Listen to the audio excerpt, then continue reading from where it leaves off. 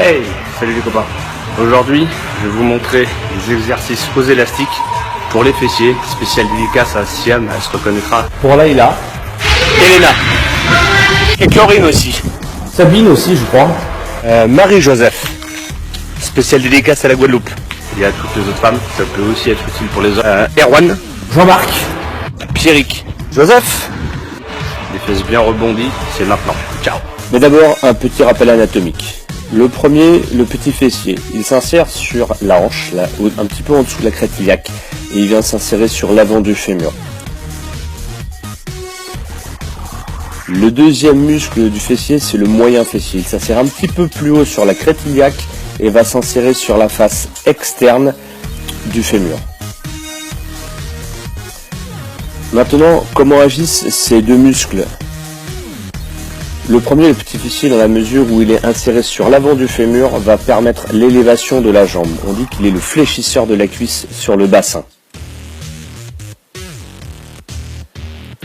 Dans la mesure où il est inséré sur l'avant, et par rapport au condyle, à l'emboîtement du fémur, il permet également la rotation interne du fémur.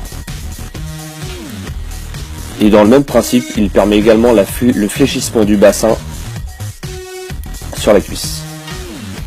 Le moyen, lui, comme il est inséré sur l'extérieur du fémur, il permet l'élévation latérale de la jambe.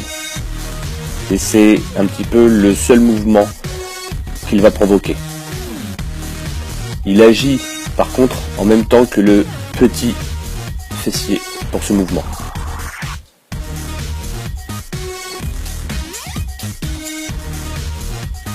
Intéressons-nous maintenant au grand fessier, celui qui donne le galbe aux fesses, et donc celui que tout le monde veut développer. Il faut distinguer le plan profond et le plan superficiel. Sur le plan profond, il vient s'insérer sur l'arrière de la crête iliaque et la face extérieure du sacrum et sur le fémur. Sur le plan superficiel, il vient s'insérer un petit peu plus en arrière de la crête iliaque et un petit peu plus au milieu du sacrum pour finir sur le tenseur du fascia lata. Voyons maintenant ensemble quels sont les mouvements que nous allons pouvoir faire qui vont impliquer la contraction du grand fessier. Alors, le grand fessier est l'extenseur de la jambe sur la hanche. Donc, il y a deux possibilités pour cela. Soit, comme à l'instant, debout, on propulse la jambe vers l'arrière. C'est la contraction du grand fessier qui se met en place. Donc, typiquement avec un câble attaché à la cheville.